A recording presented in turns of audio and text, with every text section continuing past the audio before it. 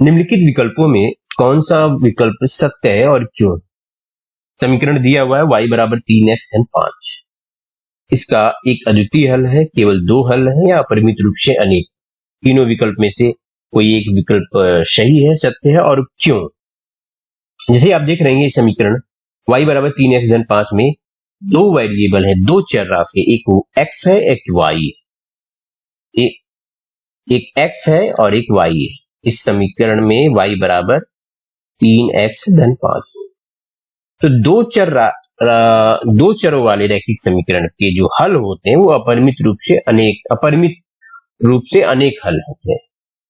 और इसका कारण यह है कि जैसे x के प्रत्येक मानों के लिए आप 0, 1, 2, 3 कोई भी संख्या लें, y का उसका एक संगत मान आपको प्राप्त होगा। और इसको उल्टा भी करें, y के प्रत्येक मानों के लिए y का जो भी मान रखेंगे उसके लिए संगत x का मान प्राप्त। तो इस तरह से कई मान आपको प्राप्त हो जाएंगे x और y के। तो इसके अर्थात है कि अनेक हल मिलेंगे, कई हल मिलेंगे। इसलिए विकल्प 3 अपरिमित रूप से अनेक हल हैं, यह सत्य। निम्नलिखित समीकरणों में से प्रत्येक समीकरण के 4 हल लिखिए।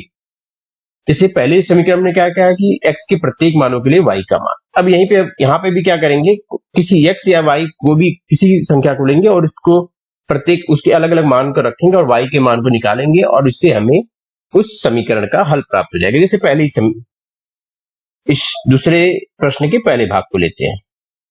इसमें है 2x धन y बराबर 7। 2x धन y बराबर 7। तो हम करेंगे क्या, x के प्रत्येक मानों के लिए x का मान लेंगे पहले 0। तो y बराबर हमें इस स्थिति में y बराबर हमें प्राप्त होता है 7। x बराबर 0, 0 गुणे 2 0 और y बराबर 7। तो जो हल हमें प्राप्त हुआ है वह है 0 और 7। एक ये हल है। और x बराबर 1 भी रख सकते हैं। 1 रखेंगे तो यहां पे देखेंगे 2 गुणे 1 धन y बराबर 7 और तो y बराबर 7 ऋण 2 y बराबर 5। तो इस स्थिति में हमें हल प्राप्त हुआ x बराबर 1 और y बराबर 5। 1 और 5 दूसरा हल। फिर हम x बराबर 2 भी रख सकते हैं। x बराबर 2 रखेंगे, वही स्थिति 2 गुणे 2 धन y बराबर 7। तो 2 दूनी 4 हो जाएगा, y बराबर 7 ऋण 4 बराबर 3। तो y बराबर 3, x बराबर 2, y बराबर 3। तो यहाँ पे इसका तीसरा हल हमें प्राप्त हुआ 2, 3।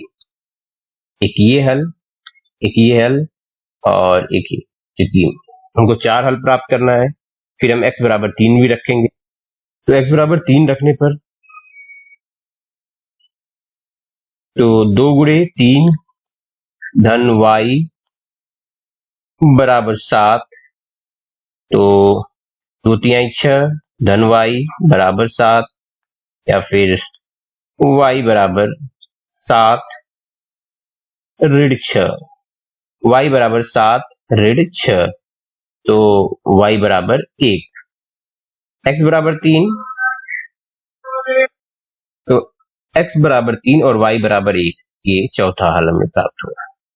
मतलब कि एक बार हमने ये 0 रखा, 1 रखा, x बराबर, फिर 2 रखा, 3 रखा, इस तरह से 4 हल हमें प्राप्त हुए। तो ऐसे करके हम इस प्रश्न के दूसरे भाग को भी हल करेंगे। तो दूसरे भाग में समीकरण है पाई x धन y बराबर 9।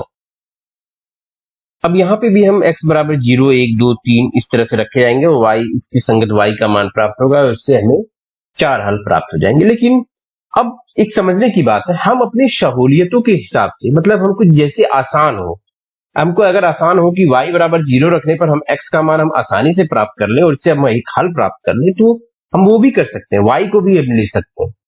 लेकिन सबसे पहले हम तो चलते हैं, पहले x बराबर 0 ही लेते। जब x बराबर 0 रहेंगे तो ये भाग 0 हो जाएगा, y बराबर 9 प्राप्त होगा। तो हमें एक हल प्राप्त हुआ 0 और 9, एक हल। अब फिर हम x बराबर 9/पाई रखें, 9/पाई रखेंगे यहाँ पे, या y बराबर 0 रखेंगे। अगर मान लीजिए, ठीक है, अगर y बराबर हम 0 ले लेते हैं, x को छोड़ के y बराबर 0 ले लेते हैं, तो y बराबर 0 लेंगे तो x बराबर, ये पाई इधर जाएगा, 9/पाई हो जाएगा, तो x बराबर 9/पाई, सॉरी 9/पाई। तो हमें हल प्राप्त हुआ 9/पाई और 0। यहाँ पे हम ये भी कर सकते थे, 9/पाई x बराबर लेते हैं और पाई पाई से कैंसिल हो जाता, 9 इधर जाता, 9 में 9 0, तो y बराबर 0। तो हम अपनी सहूलियत, अपने आसानी, चीजों को आसान करते हुए हम चले, जिससे हमें हल करने में, कैलकुलेशन करने में कोई दिक्कत ना आए, तो हम उसी तरह से हम चलेंगे। तो फिर अब जैसे x बराबर 1 भी रख सकते हैं, तो x बराबर 1 रखेंगे तो पाई x, पाई गुड़े 1 पाई धन y बराबर 9, तो y बराबर 9 ऋण पाई। तो हमें तीसरा हल प्राप्त हुआ 1 9 ऋण पाई। अब x बराबर हम ऋण 1 भी रख सकते हैं, क्योंकि यहाँ पे कोई भी वास्तविक संख्या रख सकते हो, तो x बराबर ऋण 1 भी रख सकते हैं। तो x बराबर ऋण 1 रखेंगे तो पाई गुड़े ऋण 1 ऋण पाई हो जाएगा, धन y बराबर 9, तो y बराबर 9 धन पाई। तो हमें ये हल, चौथा हल हमें प्राप्त हुआ, जो कि x बराबर ऋण 1 है, y बराबर 9 धन पाई है। तो हमें यहाँ पे चौथा हल प्राप्त। प्रश्न 2 के तीसरे भाग पे इसमें समीकरण दिया हुआ है x बराबर 4y। अब यहाँ पे क्या करेंगे, y चर के मान को रखेंगे बारी बारी से, उसके संगत x के मान को निकालेंगे, और ऐसे हमें 4 हल इस तरह से प्राप्त होंगे। जैसे कि हम y बराबर 0, पहले x बराबर 0 रखते थे, हम यहाँ पे y बराबर 0 रखते, तो y बराबर 0 रखेंगे तो x बराबर 0 प्राप्त, x बराबर भी 0 प्राप्त। तो इस तरह से हमें हल प्राप्त हुआ 0 0। इस समीकरण एक हल, इस रैखिक समीकरण का एक हल हमें प्राप्त हुआ 0 0। अब हम y बराबर 1 रखेंगे, तो जब y बराबर 1 रखेंगे तो समीकरण में x बराबर 4 गुड़े 1 बराबर 4, x बराबर 4। तो हमें दूसरा हल प्राप्त हुआ x बराबर 4 y बराबर 1, 4 1। फिर हम y बराबर रखे ऋण 1, तो y बराबर ऋण 1 रखेंगे तो x बराबर प्राप्त होगा 4 गुणे ऋण 1 बराबर ऋण 4। तो तीसरा हल हमें प्राप्त हुआ ऋण 4 1। y बराबर यहां पे 2 रखेंगे तो हमें x बराबर प्राप्त होगा, y बराबर 2 रखने पे x बराबर 2 गुणे 4 बराबर, या 4 गुणे 2, सॉरी 4 गुणे 2 बराबर 8, तो x बराबर 8। तो हमें यहां पे हल प्राप्त हुआ 8 2। ये चौथा हल। बताइए कि निम्नलिखित हलों में कौन कौन समीकरण x ऋण 2y बराबर 4 के हल हैं और कौन कौन हल नहीं। जैसे कि यहाँ पे हल, कुछ हल दिए हुए हैं, ये सभी हल क्या इसके हल हैं कि नहीं है, कौन से हल हैं कौन से हल नहीं है। इसके लिए हम क्या करेंगे, पहले जैसे कि ये 0 2 2 0 4 0 √2 4 √2 1 1 ये है, ये हल दिया हुआ है। तो अगर ये पता करने के लिए ये इस समीकरण के हल है कि नहीं, इसके लिए क्या करेंगे, इसमें जो x और y का जो कोऑर्डिनेट दिया हुआ है, x और y का मान जो दिया हुआ है, इस समीकरण में रखेंगे। और जैसे कि ये बायां पक्ष है समीकरण का, पहले भाग पे चलते हैं।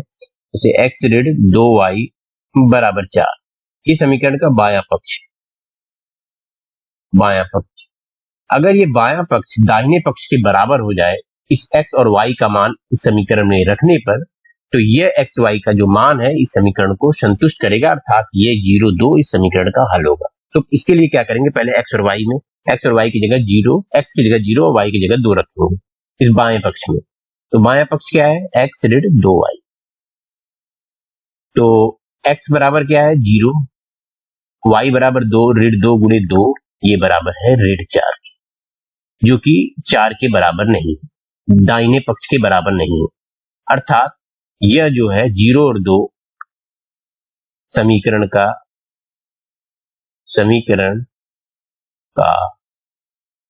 हल नहीं है। अब दूसरे भाग पे चलते हैं, इसमें कि 2 0 है, मतलब x बराबर 2 और y बराबर 0 रखने पर समीकरण में। समीकरण का बायां पक्ष क्या है? बायां पक्ष है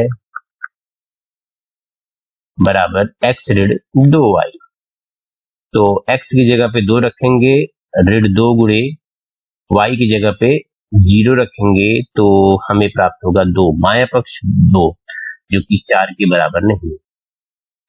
तो इसलिए 2 0 समीकरण का हल नहीं,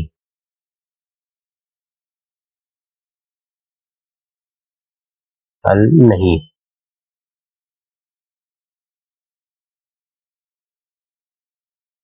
तीसरे भाग पे चलते हैं, जिसमें कि हल है 4 0, मतलब कि x बराबर 4 और y बराबर 0। तो बायां पक्ष, समीकरण का बायां पक्ष है बराबर x ऋण 2y। तो x की जगह पे 4 ऋण 2 गुणे 0 बराबर 4, जो कि 4 के बराबर है, दाहिने पक्ष के बराबर, दायां पक्ष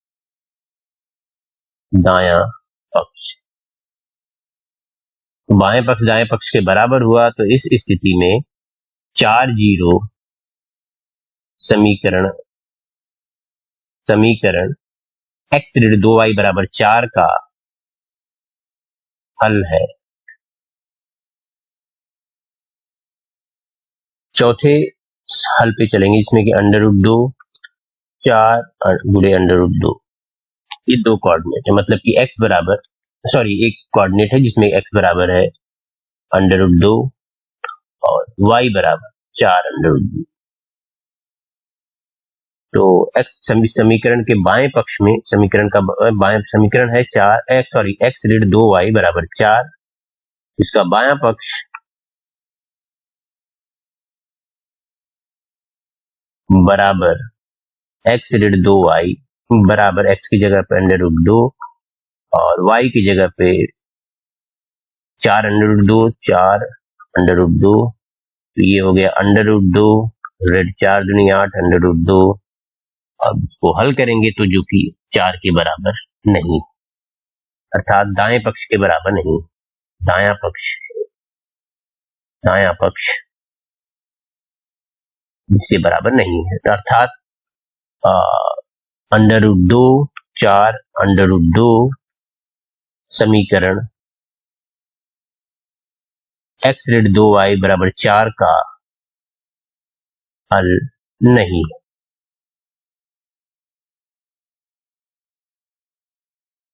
पांचवें भाग में हल दिया हुआ 1 मतलब x बराबर 1 y बराबर 1।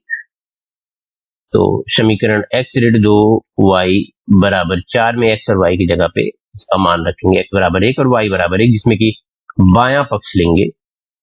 बायां पक्ष बराबर है x ऋण 2y के, तो x की जगह पे 1, y की जगह पे 2 गुणे 1 बराबर 1 ऋण 2 बराबर ऋण 1, और जो कि दाएं पक्ष के बराबर नहीं, दाएं पक्ष के बराबर नहीं है। अर्थात 1 समीकरण x ऋण 2y बराबर 4 का हल नहीं है। k का मान ज्ञात कीजिए जबकि x बराबर 2 और y बराबर 1, समीकरण 2 1 3 y बराबर k का एक हल। x बराबर 2 y बराबर 1 इस समीकरण का एक हल है।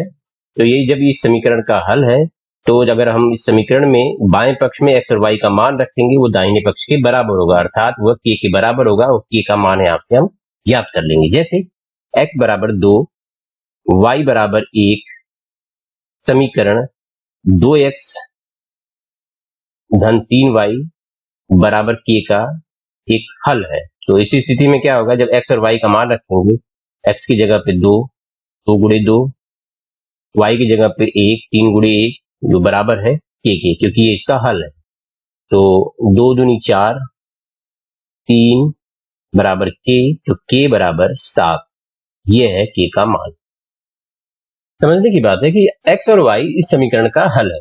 जब ये इस समीकरण का हल है तो समीकरण के बाएं पक्ष में x और y का मान रखेंगे तो वह समीकरण के दाएं पक्ष के बराबर होगा, क्योंकि ये इसका हल है। इसलिए हमने 2 गुणे 2 धन 3 गुणे 1 x और y का मान रखकर उसको k के बराबर रखा और k बराबर हमें 7 था।